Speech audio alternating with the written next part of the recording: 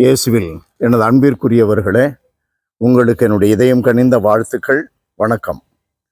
அன்பானவர்களே, ஆண்டவர் இயேசு வெளிவேடக்கார மறைநூல் அறிஞர்களிடம் பேசுகிற பகுதி, குறிப்பாக மத்தேயு நற்செய்தி 23வது அதிகாரம் 13 22 வரை.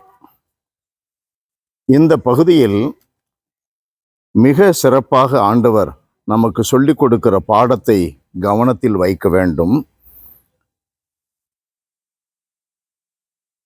மக்கள் நுழையாதவாறு அவர்கள் முன்பாக விண்ணக வாயிலை அடைத்து விடுகிறீர்கள். நீங்கள் நுழைவதில்லை, நுழைவோரையும் விடுவதில்லை. தானும் வாழறதில்லை, வாழறவங்களையும் வாழ வைக்கிறதில்லை, வாழ விடுவதில்லை. இது வழக்கமாக சமுதாயத்தில் சிலரை பார்க்கிறோம். சமுதாயத்தில் அவனை வாழ விட மாட்டாங்க, இவனும் வாழ மாட்டான். இறை நம்பிக்கை கொண்டவர்கள் மத்தியிலே இப்படிப்பட்ட குணங்கள் இருப்பதை ஆண்டவர் சுட்டி காட்டுகிறார். வெளிவேடத்தோடு நடந்து கொள்ளுகிறோம். மற்றவர்கள் கடவுளுடைய கட்டளையை பிடித்து ஆண்டவருக்கு அவருடைய விருப்பங்களை நிறைவேற்றி அவருக்கு உகந்த விதத்தில் நடக்காத அளவிற்கு இவர்களுடைய தூண்டுதல் இருக்கும். சில பேர் கோயிலுக்கு வரவிட மாட்டான்.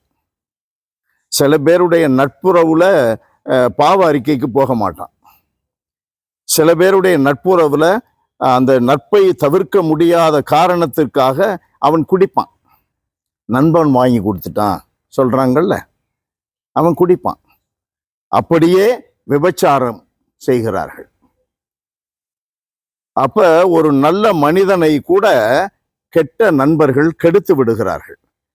சாதாரண மனிதர்களை, கபடமற்ற மனிதர்களை, கடவுள் மீது நம்பிக்கை கொள்ள நல்ல வாய்ப்பை தேடிக்கொண்டிருக்கிற மனிதர்களை, நம்பிக்கையாளர்கள் என்று அழைக்கப்படுகிறவர்கள் பல சமயத்திலே தவறான பாதையில் அவர்களை செலுத்தி நம்பிக்கையை கெடுத்து விடுகிறார்கள். கடவுள் கொடுக்கின்ற வாய்ப்பை தவிர்க்க இவர்கள் தூண்டுதலாக இருக்கிறார்கள்.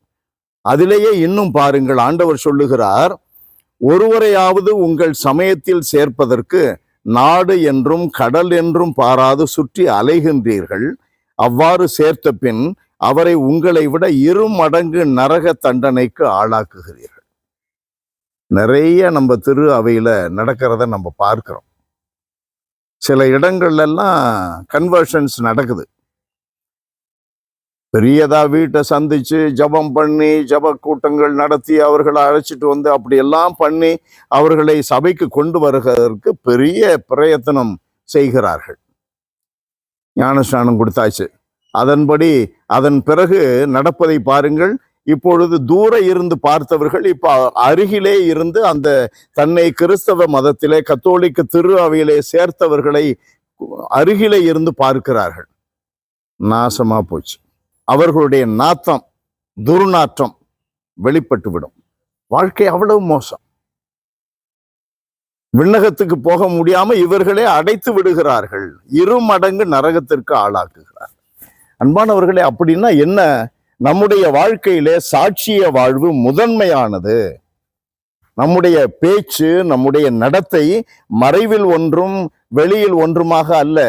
எப்பொழுதுமே கடவுள் முன்பாக எப்படி பேச முடியும், எப்படி நடக்க முடியும், அதுவே நம்முடைய நிலையான வாழ்க்கையாக இருக்க வேண்டும். அன்பு நிறைந்த எங்கள் கடவுளே, நசனியேலை நீர் சந்தித்த போது இதோ கபடற்ற இஸ்ரேலன் என்று சொன்னீரே, அப்படிப்பட்ட யதார்த்த குணமுள்ளவர்களாக, கபடற்றவர்களாக எங்களையும் ஆண்டவரே தொடர்ந்து நாங்கள் பயணிக்கக்கூடிய வரத்தை கொடுத்து நிரப்பும். நாங்கள் எப்பொழுதும் உண்மையாய் இருக்க விரும்புகிறோம். எல்லாரும் உண்மையாய் இருப்பதற்கு நாங்களும் துணையாக இருக்க, அந்த அளவிற்கு சாட்சிய வாழ்வு வாழ எங்களுக்கு துணை செய்வீராக. இயேசுவின் பெயரால் மன்றாடுகிறோம் தந்தையே. ஆமென், ஆமென்.